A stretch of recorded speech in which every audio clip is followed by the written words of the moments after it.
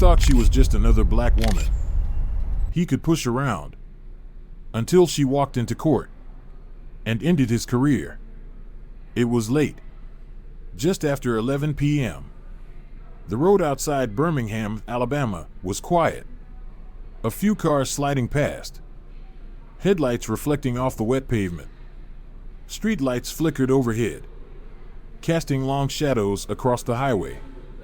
Lieutenant Commander Renee Dawson had been driving for almost 2 hours. She wasn't in uniform, just a black sweater, jeans, hair tied back.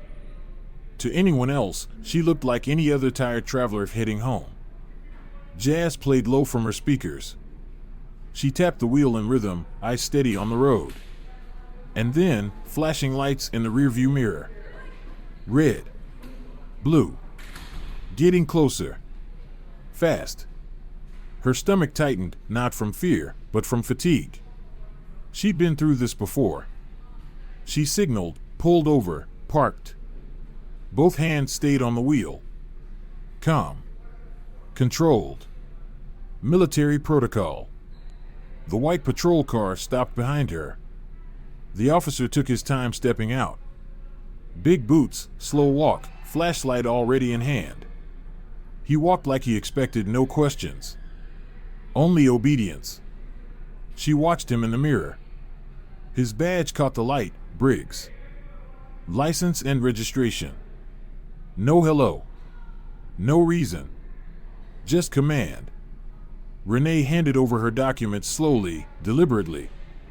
Was I speeding, officer? She asked, voice even. He didn't answer. Instead, he looked over her car. Tail lights out, he finally said. She frowned. That can't be right. Then he looked at her, really looked.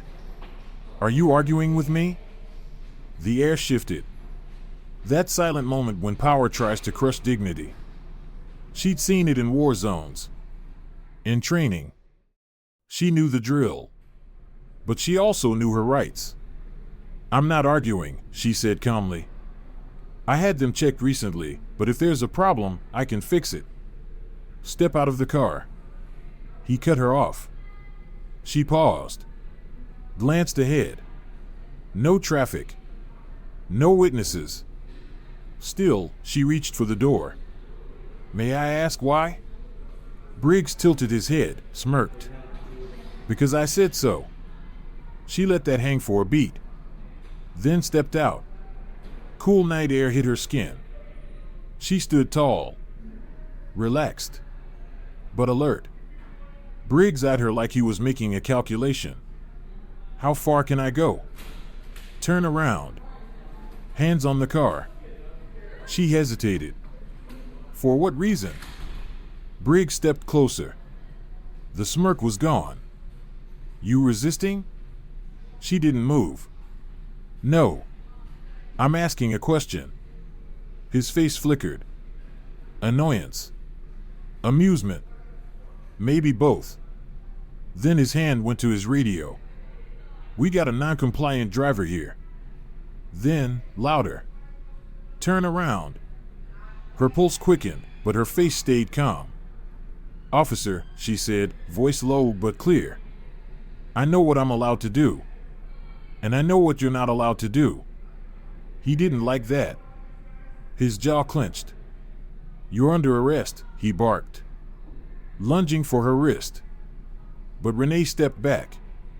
Smooth. Controlled. Under arrest for what? He pulled out his cuffs. For obstructing an officer.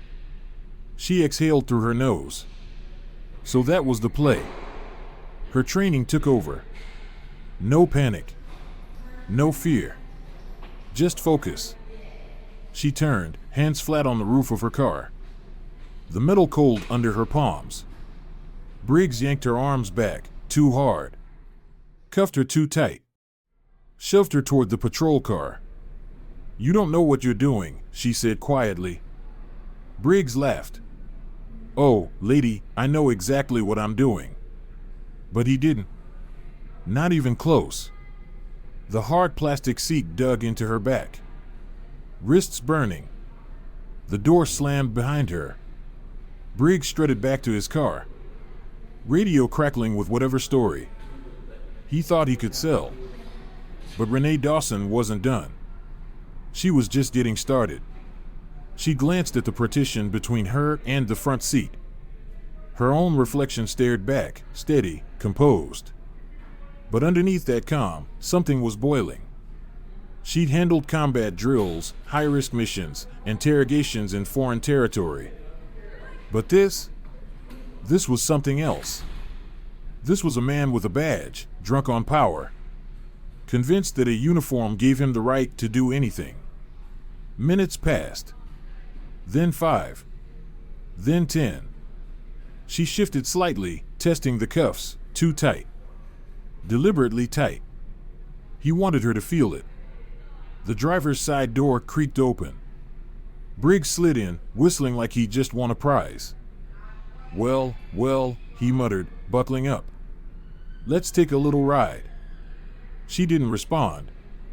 The patrol car rolled back onto the road, the red and blue lights still flashing, their glow chasing them in the side mirrors. Briggs broke the silence. You know, most people just keep quiet when I tell them to step out. Renee exhaled sharply through her nose. And most officers don't arrest people for asking a question during a traffic stop. He laughed, shaking his head. Lady, you must really think you're somebody. She looked at him through the glass. I don't think. I know. That hit him. He gripped the wheel tighter, his jaw twitching. But he masked it quick. You military? He asked, tone shifting. She didn't answer. Yeah, figured. Got that attitude. That above the law vibe. He smirked again. Bet you thought I'd back off if you mentioned it, huh? Still, she said nothing. He clicked his tongue. Shame. If you'd just shut your mouth, we could have skipped all this. Her jaw clenched. The nerve, blaming her for his abuse of power. The station came into view. A squat gray brick building off the main road. Parking lot nearly empty. Looked like she'd be their only guest tonight. Briggs pulled into a reserved spot, killed the engine, and turned to face her through the partition. Gotta say, he muttered, I do love when they make it easy.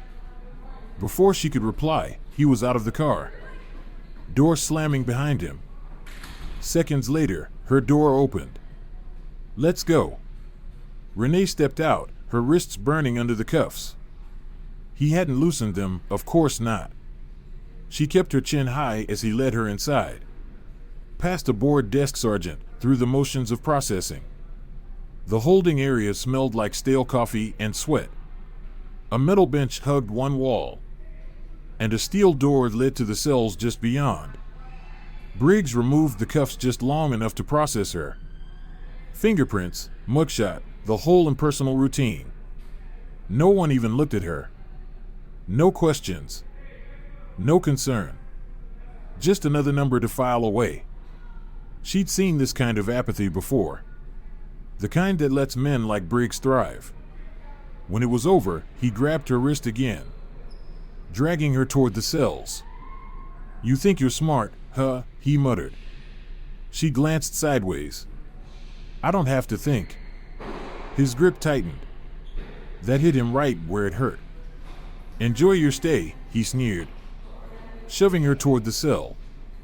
She caught herself before she stumbled, turned around and watched the bars slide shut between them. Briggs smirked, tapped the bars with 2 fingers, then walked off. Lock clicked. She let out a slow breath and sat down.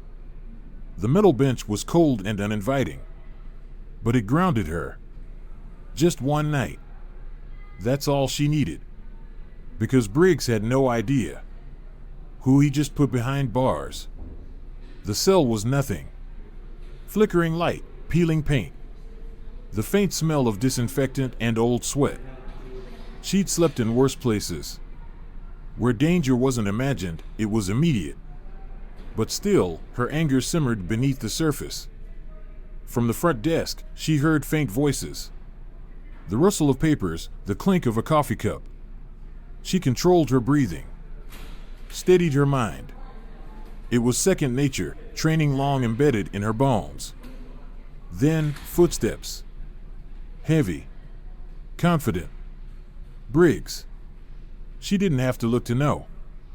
That arrogant rhythm was burned into her ears. He appeared at the bars a moment later, arms folded. That smug look still carved onto his face.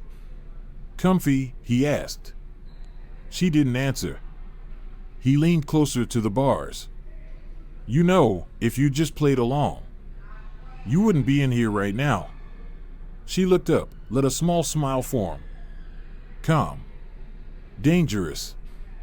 Oh, I'm exactly where I need to be." His smirk twitched. Just for a second. And for the first time, Renee knew he felt it. He wasn't in control anymore. There was a flicker, just for a second, in Briggs's eyes. Annoyance, maybe even doubt. But he masked it quickly, scoffing as he looked around the empty holding area.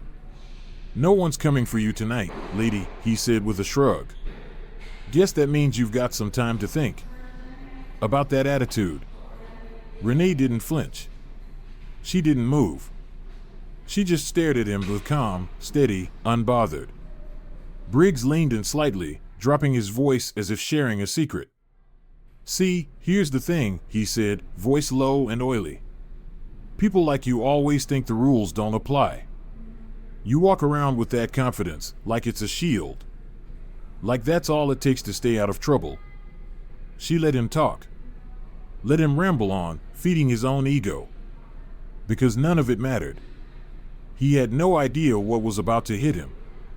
And then, right on cue, another officer appeared at the end of the hallway. Young, early 30s at most. Fresh face, standard issue uniform, clipboard in hand.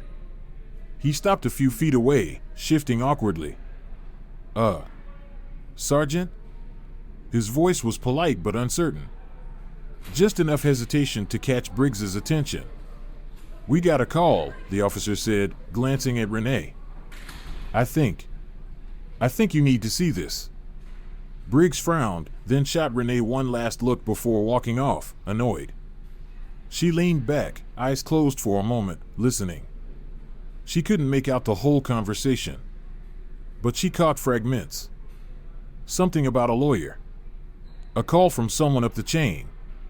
Questions being asked. Serious ones. Briggs's voice turned sharp, defensive. The younger officers sounded flustered, stammering something in response. Whatever it wasn't what Briggs wanted to hear. Then, heavy footsteps again. Briggs came storming back into view.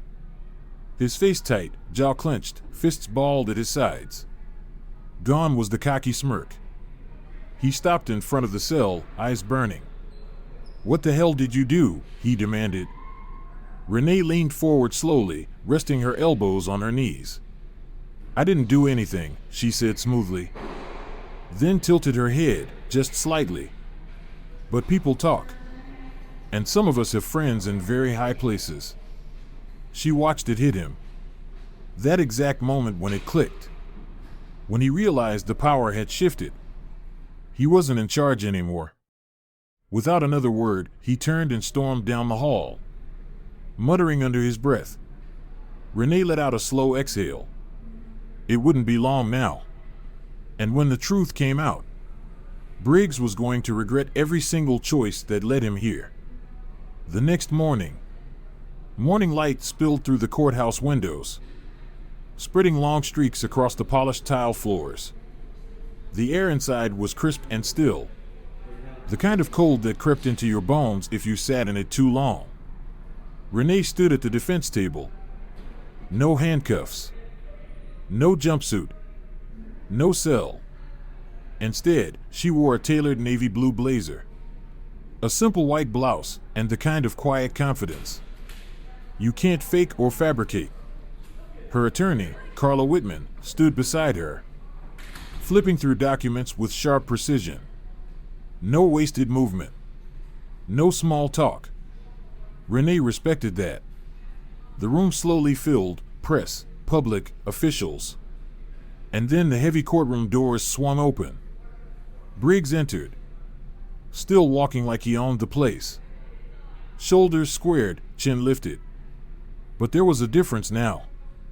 He was tighter, more rigid, and in his eyes, a crack. Not fear, not yet, but the beginning of it. He met Renee's eyes across the room, then looked away. Good. The judge entered next. Alan Kirkland, late 60s, gray hair, tired eyes. He adjusted his glasses as he sat, then sighed. Let's get to it. The prosecutor stepped forward. Neatly dressed, controlled tone. Your Honor, he began. We believe Lieutenant Commander Renee Dawson was unlawfully detained. No probable cause. And new evidence suggests a concerning pattern of misconduct by the arresting officer, Sergeant Daniel Briggs. A murmur swept through the room. Briggs shifted in his seat, jaw tight, hands clenched. Judge Kirkland glanced over his glasses. Sergeant Briggs, care to explain? Briggs cleared his throat. Your Honor, the defendant was uncooperative during a routine stop. Before he could go further, the prosecutor cut in. Uncooperative, he repeated, lifting a document from the table. Lieutenant Commander Dawson is a decorated officer. Naval Academy graduate. Multiple commendations. No criminal record. No citations. Are you telling this court that a woman of her background was such a threat that you needed to arrest her? Over a broken taillight? Briggs opened his mouth, then closed it again. The silence was deafening. The prosecutor continued, flipping another page. And there's more. An internal review shows that Sergeant Briggs has a disproportionate number of traffic stops involving black drivers. In this district alone. The murmurs grew louder. Briggs's face turned dark. Judge Kirkland set his file down with another sigh. Sergeant, he said sternly, I don't like what I'm hearing. Briggs crossed his arms. She resisted. The prosecutor didn't even look up. The body cam footage says otherwise. Another wave of whispers rippled through the room. Briggs looked to the judge, trying to recover. I was following standard procedure. But Judge Kirkland's expression didn't soften. He had seen enough. And the tide had turned. He glanced toward the bailiff with a sharp nod. Let's play the footage. The room fell into stillness. A screen lowered at the front of the courtroom, and the video began to roll. Renee didn't turn to watch. She didn't need to. She'd lived every second of it. There was Briggs on the screen, barking commands with the tone of someone used to dominance. Her voice came through steady, respectful, asking questions, asserting her rights. The escalation wasn't just unnecessary. It was deliberate. The way he tightened the cuffs, the smug look on his face, all of it captured, frame by frame. When the footage ended, a suffocating silence filled the courtroom. No one moved. No one spoke. Judge Kirkland leaned forward slowly, fingers steepled in front of his face, his expression unreadable but heavy with meaning. Sergeant Briggs, he said finally, you violated department protocol. You executed an unlawful arrest and failed to document the full details in your initial report.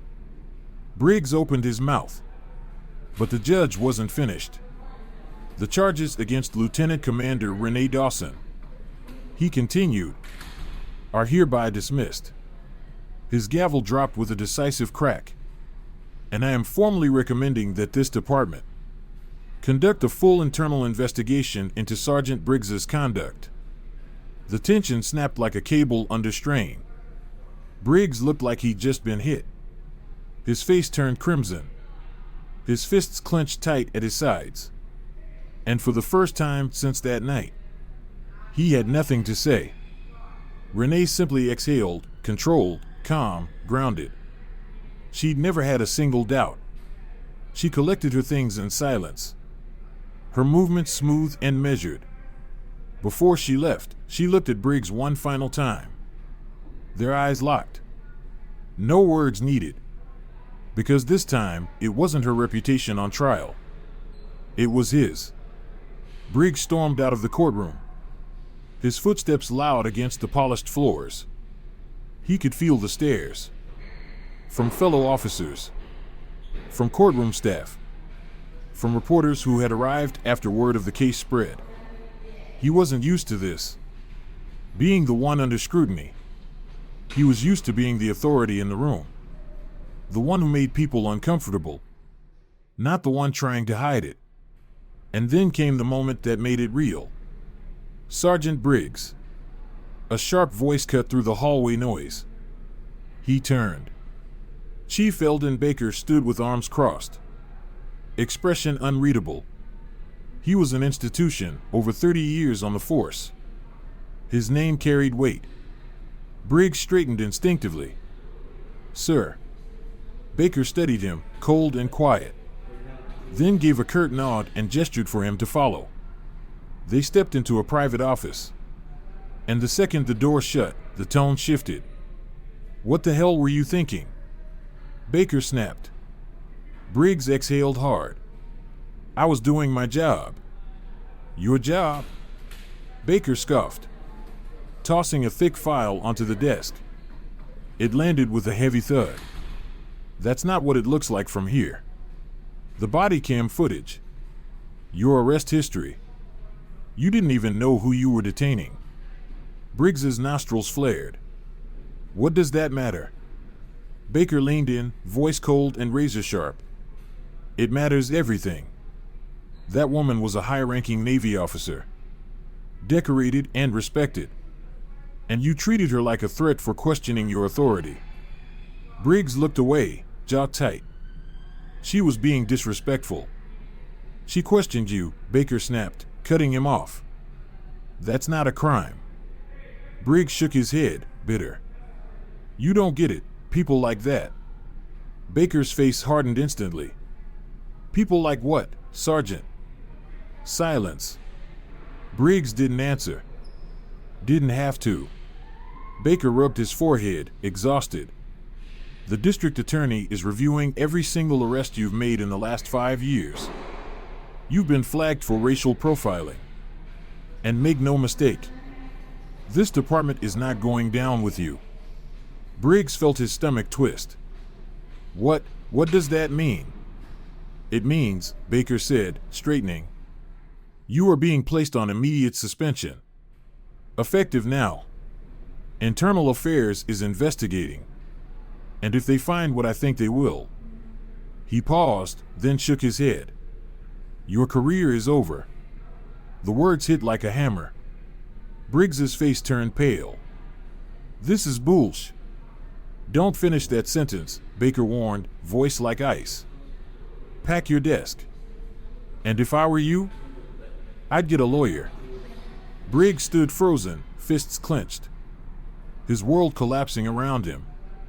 For the first time in his career, he realized he wasn't untouchable. Across town, Renee sat in a quiet cafe, a warm cup of coffee in her hands, a soft hum of conversation around her, and a phone screen lit with headlines. Naval officer wrongfully arrested, footage goes viral. Officer suspended pending investigation.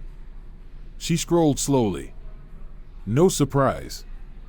She had known this day would come the moment she stepped out of her car that night. Men like Briggs were all too familiar to her. Entitled, arrogant, used to bending the rules to fit their own comfort. But this time, he lost. Her phone buzzed. A message from her attorney. Briggs suspended. Possible charges coming. She took a sip of coffee.